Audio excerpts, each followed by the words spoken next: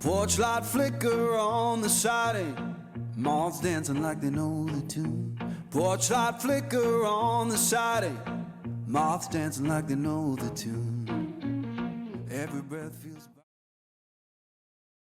Hello friends, जैसे कि आप देख रहे हैं मानसून शुरू हो गया है और मानसून के शुरू होते ही हम प्लांट्स प्रेमियों का तो शुरू हो जाता है कि किसी की कटिंग लगानी है, किसी की प्रूनिंग करनी है, किसी के नए प्लांट्स तैयार करने हैं। तो देखिए, जैसे कि मैंने ये सदाबहार की कटिंग लगाई थी और इस सीजन में कटिंग लगाना बहुत आसान होता है और बहुत आसानी से चल जाती है। और इधर देखिए, मैंने बोगनवेलिया की भी कटिंग लगाई थी, 3 कटिंग लगाई थी, जिसमें कि 2 कटिंग मेरी बहुत आराम से चल गई है, उसमें लीफ भी आ गई हैं। तो देखिए, कटिंग लगाने के लिए बहुत जरूरी नहीं कि आपके पास गमला हो, कोई बड़े प्लांट्स लगा है उसी के गमले में आप कटिंग लगा सकते हैं, या किसी प्लास्टिक के डब्बे को कट करके या किसी बॉटल को कट करके उसमें भी लगा सकते हैं। और लगाना भी बहुत आसान है, आप बस एक सिंपल सी कटिंग लीजिए नीचे, और उसमें नीचे आप उसमें एलोवेरा जेल लगा दीजिए, और बस उसका जो नॉड एरिया है उसके 1 इंच मिट्टी में नीचे से दबा दीजिए। बस बड़ी आसानी से आपकी कटिंग चल पड़ती है। 2-3 लगाइए, उसमें से एक आध तो जरूर ही आपकी ग्रो हो जाती है। ये बारिश के सीजन में तो 100% आपकी ग्रो हो जाएगी। तो इस तरह से आप भी ये महंगे महंगे प्लांट्स, आप देखिए बोगनवेलिया का अगर आप लेने जाएंगे तो 150 का प्लांट मिलता है। मैंने जितने भी मेरे पास बोगनवेलिया है, मैंने सारे इसी तरह से कटिंग से लगाए हैं, तो आप लोग भी लगा सकते हैं।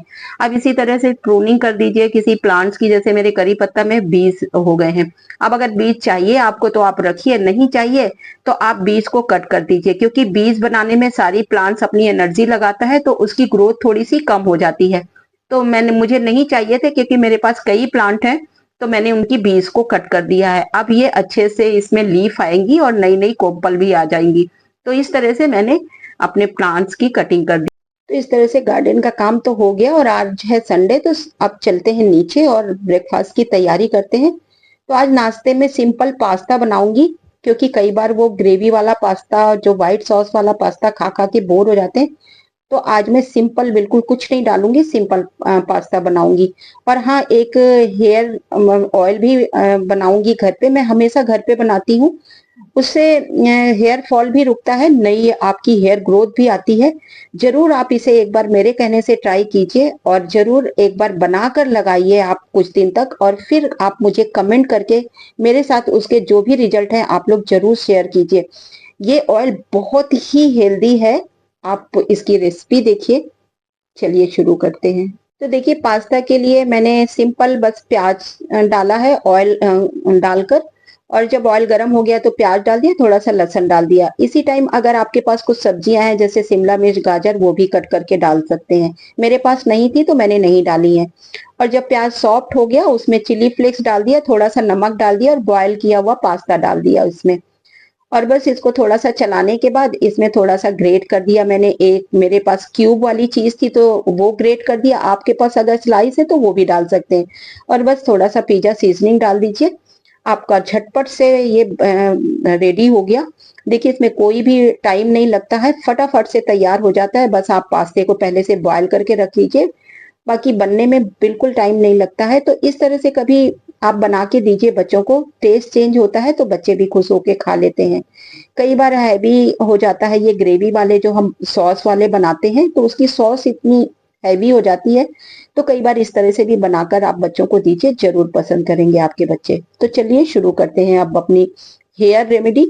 तो उसके लिए देखिए, मैंने अपने गार्डन से ही कुछ एलोवेरा लीफ, और कुछ मैंने ये करी पत्ता, कुछ मैंने हिबिस्कस फ्लावर, जो भी थे वो मैं तोड़ के ले आई हूँ।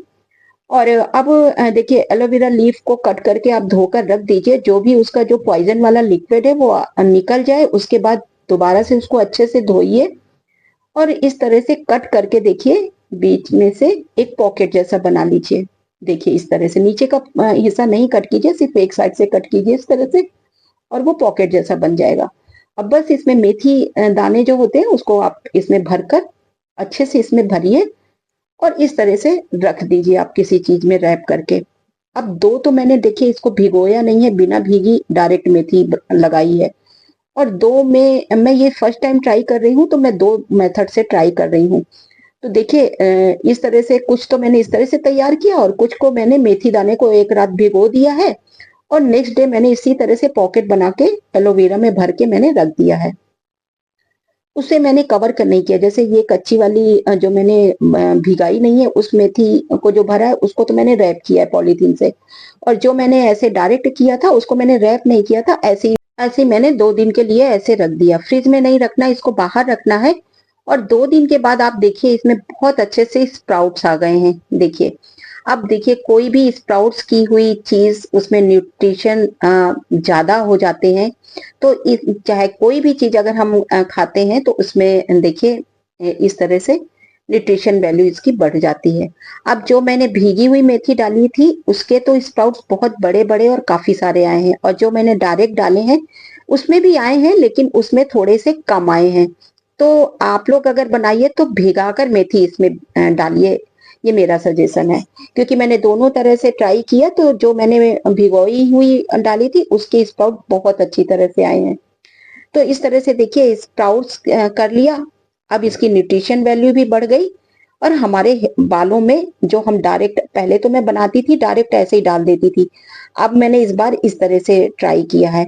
अब ये और ज्यादा हेल्दी हो गए। तो अब इसको कट कर लिया मेथी के साथ ही, अलग इसको निकालना नहीं है, बस इस तरह से कट कर लेना है और एक मिक्सी जार में डालकर इन सारे चीजों को पीस लेंगे हम।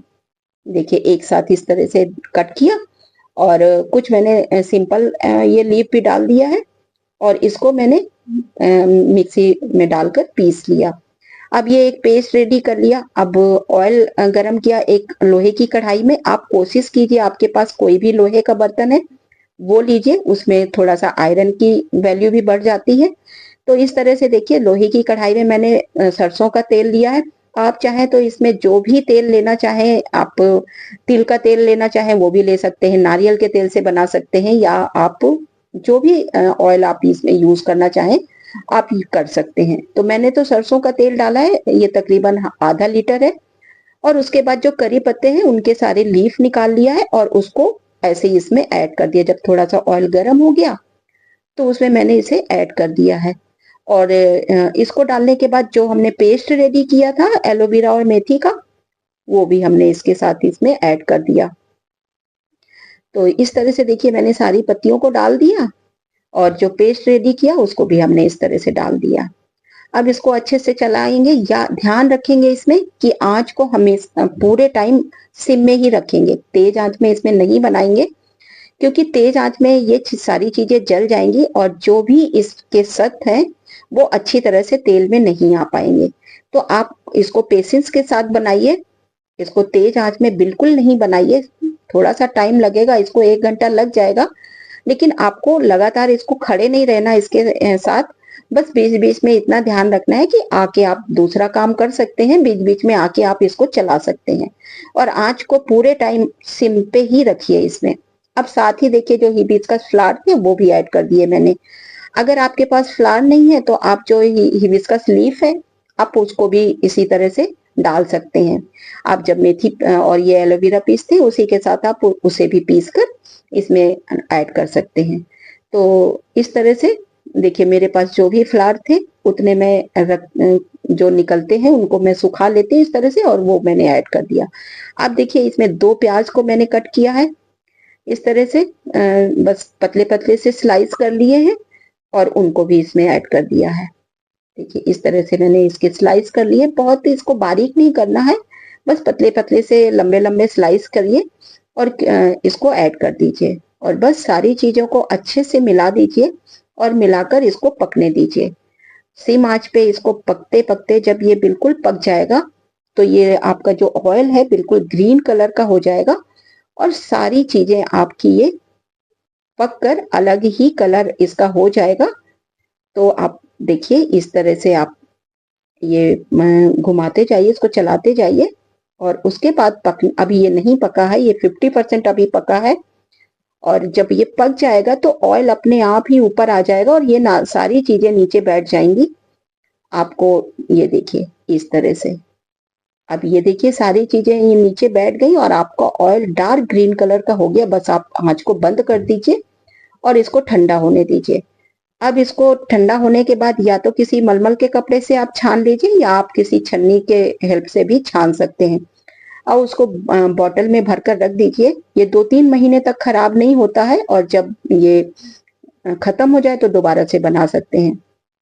अब देखिए मैं तो इसे रात भर लगाती हूँ अपने बालों में। आप चाहें तो 1-2 घंटे के लिए लगाइए और उसके बाद आप शैम्पू कर लीजिए। यकीन मानिए ये तेल इतना हेल्दी है, आपके जो गिरते हुए बाल हैं वो तो आप इससे रुकेंगे ही रुकेंगे, 100% रुकेंगे ये और नई ग्रोथ भी आपकी बालों में आएगी। और बालों की जो शाइनिंग है देखिए मेथी, प्याज ये सब तो वैसे ही अच्छा है हमारे बालों के लिए। तो इस तरह से आप मेरे कहने से एक बार ज़रूर ट्राई कीजिए और अगर इसके कुछ भी रिजल्ट आपके आते हैं ज़रूर मेरे से कमेंट करके आप लोग ज़रूर शेयर कीजिए। तो इस तरह से देखिए मैंने ये रेमेडी तैयार की है और मैं तो रात को लगाती हूँ, आप लोग दिन में भी 2 घंटे के लिए लगाइए, उसके बाद शैम्पू कर दीजिए। ये तेल यकीन मानिए इतना हेल्दी है, मैंने खुद अपने ऊपर अप्लाई किया है, उसके बाद मैं आप लोगों के साथ ये शेयर कर रही हूँ। आई होप ये वीडियो आप लोगों को जरूर पसंद आया होगा। अगर जरा सा भी पसंद आए तो प्लीज मेरे चैनल को लाइक कीजिए, सब्सक्राइब कीजिए और हाँ इस ऑयल को जरूर बनाइए और उसके जो भी रिजल्ट है मेरे साथ जरूर आप शेयर कीजिए। अब ऑयल को देखिए मैं बैक साइड से लगाती हूँ। एक तो ये ब्लड सर्कुलेशन भी अच्छा होता है। इस तरह से आप बस लगाते जाइए और अच्छे से आप मसाज कीजिए अपने हेड की और छोड़ दीजिए इसको 2 घंटे के लिए, उसके बाद शैम्पू कर दीजिए।